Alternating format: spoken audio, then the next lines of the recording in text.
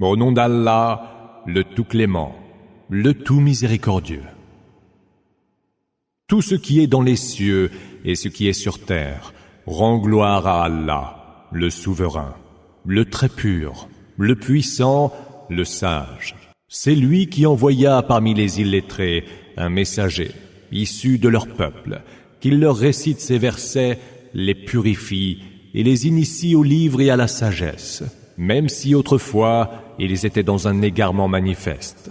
Il l'envoya aussi à d'autres, qui ne les ont pas encore rejoints. C'est lui le Tout-Puissant, le Sage. Telle est la faveur d'Allah qu'il accorde à qui il veut. Allah est le détenteur de la faveur suprême. Ceux qui eurent à assumer le message de la Torah et qui ne l'assumèrent point sont à l'image d'un âne, lourdement chargé de livres. Piètre exemple que celui des gens qui tiennent pour mensonges les signes d'Allah. Allah ne guide pas les gens injustes. Dis, ô vous qui professez le judaïsme, si vous prétendez être les aimés d'Allah en dehors de tous les hommes, alors souhaitez la mort si ce que vous dites est vrai. Mais ils ne la souhaiteront jamais en raison de tout ce qu'ils ont commis de leurs propres mains. Allah en sait infiniment sur les injustes.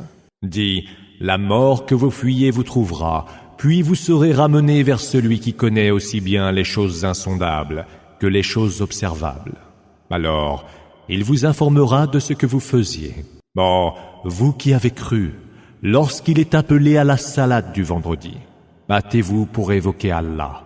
Laissez là tout commerce, cela est bien meilleur pour vous si vous saviez. Puis la salade finie, dispersez-vous partout ailleurs, espérez les faveurs d'Allah, évoquez abondamment le nom d'Allah. Peut-être réussirez-vous. Dès qu'ils entreaperçoivent quelque commerce ou quelque divertissement, ils se dispersent autour de toi et te laissent là, debout.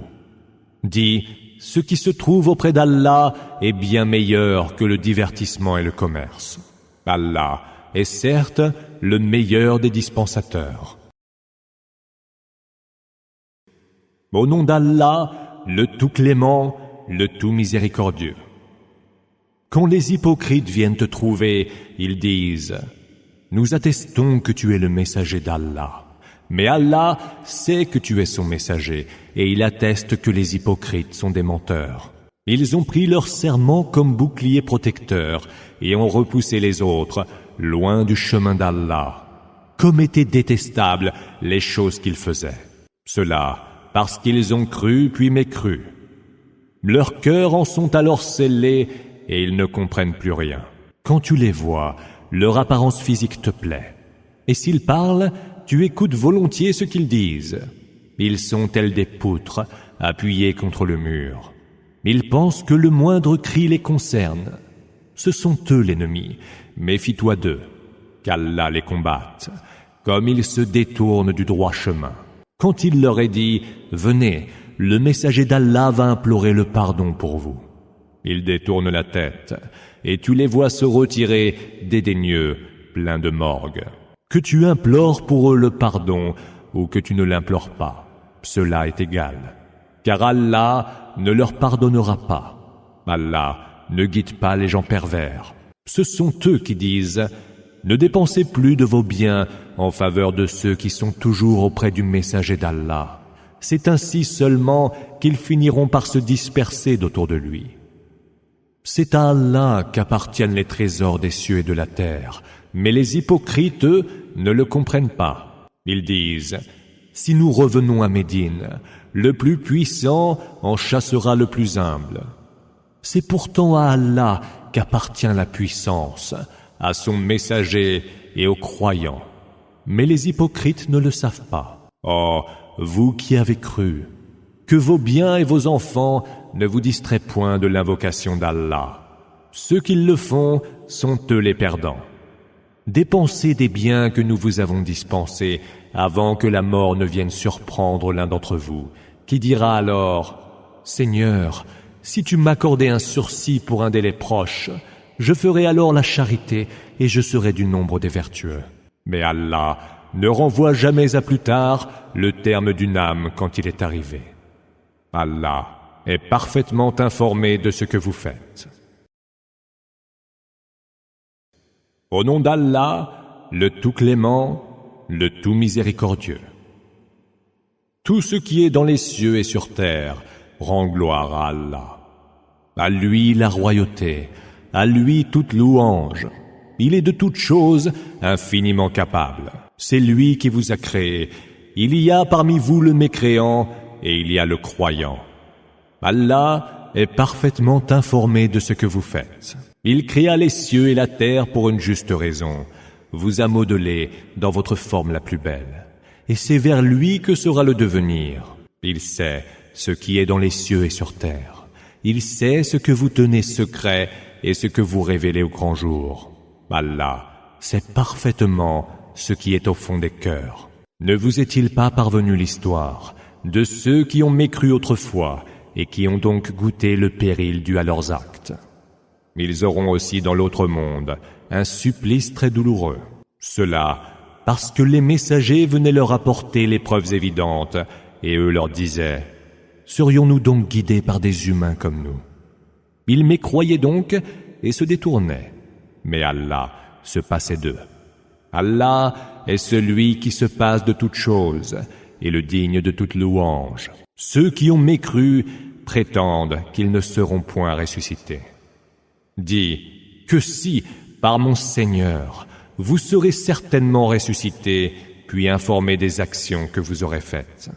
Cela est pour Allah chose vraiment aisée. Croyez donc en Allah, en son messager et en la lumière que nous avons fait descendre. Allah est parfaitement informé de ce que vous faites. Le jour où il vous réunira, jour du rassemblement, ce sera le jour de la déception. Celui qui croit en Allah et fait le bien verra ses mauvaises actions rachetées.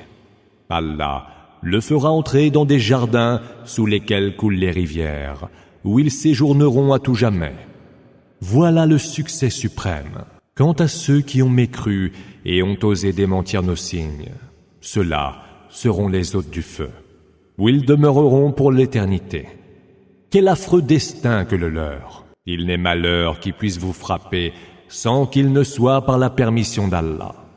Quiconque croit en Allah, Allah guidera son cœur. Allah sait parfaitement toutes choses. Obéissez à Allah.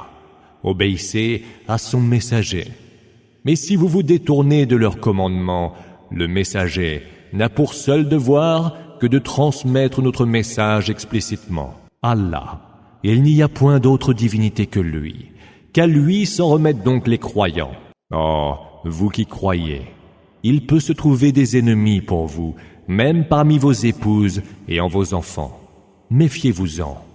Mais si vous passez les erreurs, excusez et pardonnez. Sachez qu'Allah est absoluteur et tout miséricordieux. Vos biens et vos enfants ne sont que tentations. Mais Allah détient auprès de lui une immense récompense. Craignez donc Allah autant que vous le pourrez. Écoutez, obéissez et dépensez de vos biens en charité, cela est meilleur pour vous.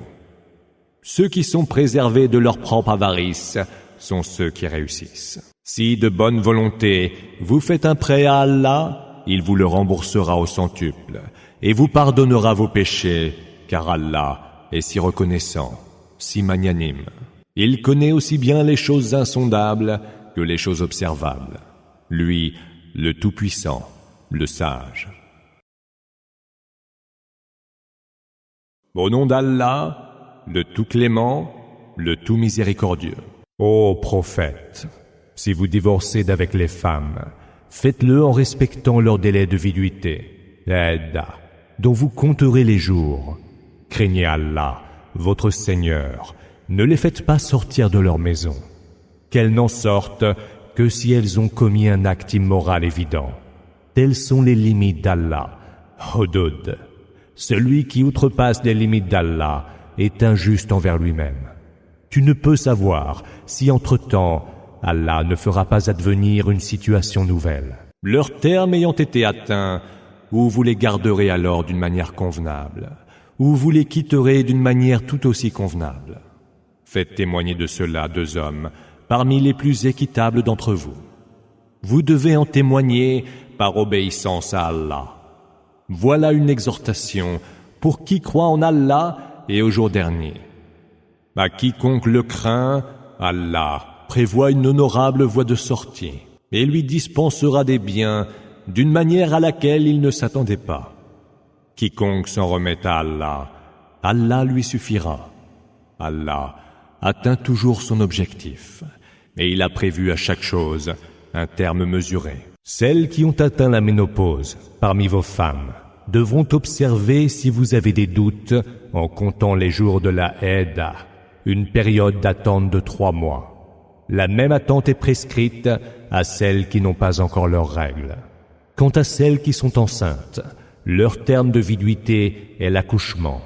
Quiconque craint Allah, Allah lui rendra les choses plus faciles. Tel est l'ordre qu'Allah a fait descendre pour vous. Quiconque craint Allah, Allah rachètera ses mauvaises actions et lui accordera une grande récompense. Logez vos femmes répudiées dans les habitations où vous résidez vous-même, selon vos moyens. Ne leur cherchez pas noise en leur rendant la vie insupportable. Mais si elles sont enceintes, assurez les dépenses qui leur sont nécessaires jusqu'à ce qu'elles accouchent. Si par la suite, elles allaitent votre enfant, versez-leur une pension. Que vos concertations à ce sujet soient sereines et convenables. Mais si vous ne vous êtes pas entendus, que l'allaitement soit confié à une autre femme, que le fortuné dépense selon sa fortune, mais que l'homme de condition plus modeste dépense de ce qu'Allah lui a accordé comme bien. Allah ne charge une personne que selon ce qu'il lui a donné. Allah fera qu'après la difficulté vienne l'aisance. Combien de cités se sont dressées contre l'ordre de leur Seigneur et de ses messagers. Nous le leur fîmes payer cher, et nous sévîmes contre elles par un supplice des plus atroces. Elles goûtèrent alors le péril dû à leur conduite, et leur sort fut la ruine. Allah leur a préparé un terrible supplice. Craignez Allah, ô esprit sagace qui avait cru. Allah a fait descendre en révélation pour vous un rappel et a envoyé un messager qui vous récite les versets explicites d'Allah pour faire sortir ceux qui ont cru et ont accompli les bonnes œuvres des ténèbres vers la lumière. Car ceux qui croient en Allah et font le bien, Allah les fera entrer dans des jardins sous lesquels coulent les rivières, où ils séjourneront à tout jamais. Allah leur dispensera ce qu'il y a de meilleur. C'est Allah qui a créé 7 cieux et des terres en nombre semblable. Entre cieux et terre, l'ordre descend toujours pour que vous sachiez qu'Allah est de toutes choses infiniment capable et qu'Allah cerne toutes choses par sa science.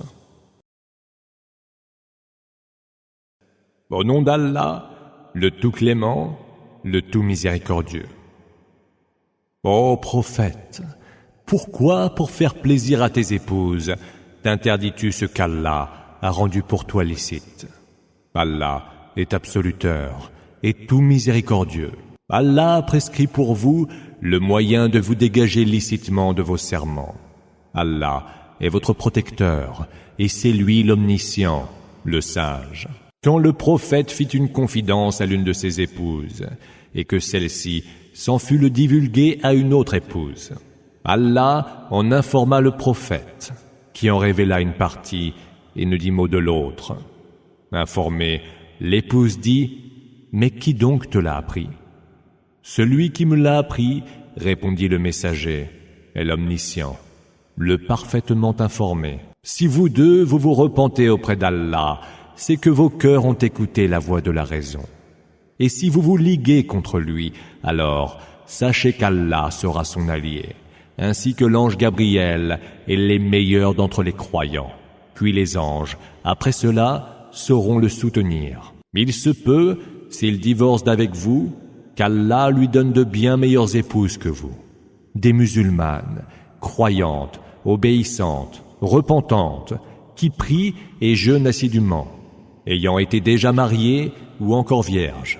Ô vous qui avez cru, préservez vos propres personnes, ainsi que vos familles, d'un feu qui sera alimenté par les hommes et les pierres, et qui sera gardé par des anges rudes et intraitables, qui ne désobéissent jamais aux ordres d'Allah et exécutent ce qu'il leur enjoint de faire. Ô vous qui avez mécru, n'invoquez aujourd'hui aucune excuse, car vous serez seulement rétribués selon ce que vous faisiez. Ô vous qui avez cru, repentez-vous auprès d'Allah d'un repentir sincère. Peut-être que votre Seigneur rachètera vos péchés et vous fera entrer dans des jardins sous lesquels coulent les rivières, en ce jour où Allah évitera l'humiliation aux prophètes et à ceux qui auront cru avec lui. Leur lumière se déploiera devant eux et sur leur droite, et ils diront: Seigneur, veuille parfaire notre lumière. Pardonne-nous, tu es de toutes choses infiniment capable. Ô prophète, lutte contre les mécréants et les hypocrites. Sois rude avec eux. Leur séjour sera la géhenne, et quelle affreuse destinée. Allah a donné comme exemple aux mécréants celui de la femme de Noé et de la femme de Lot, lesquels vivaient sous l'autorité de 2 de nos serviteurs les plus vertueux. Or, elles les trahirent en choisissant la mécréance, et leurs époux ne purent rien pour elles auprès d'Allah. Il leur sera dit: entrez toutes les 2 en enfer avec ceux qui vont y entrer. Allah a donné comme exemple aux croyants celui de la femme de Pharaon, laquelle supplia: Seigneur, fais bâtir pour moi une maison auprès de toi, au paradis. Délivre-moi de Pharaon et de ce qu'il commet, et sauve-moi des gens injustes. Et aussi Marie, fille d'Imran, laquelle préserva sa chasteté, et en qui nous insufflâmes de notre esprit. Elle crut fermement aux paroles et aux livres de son Seigneur, et fut du nombre des fervents.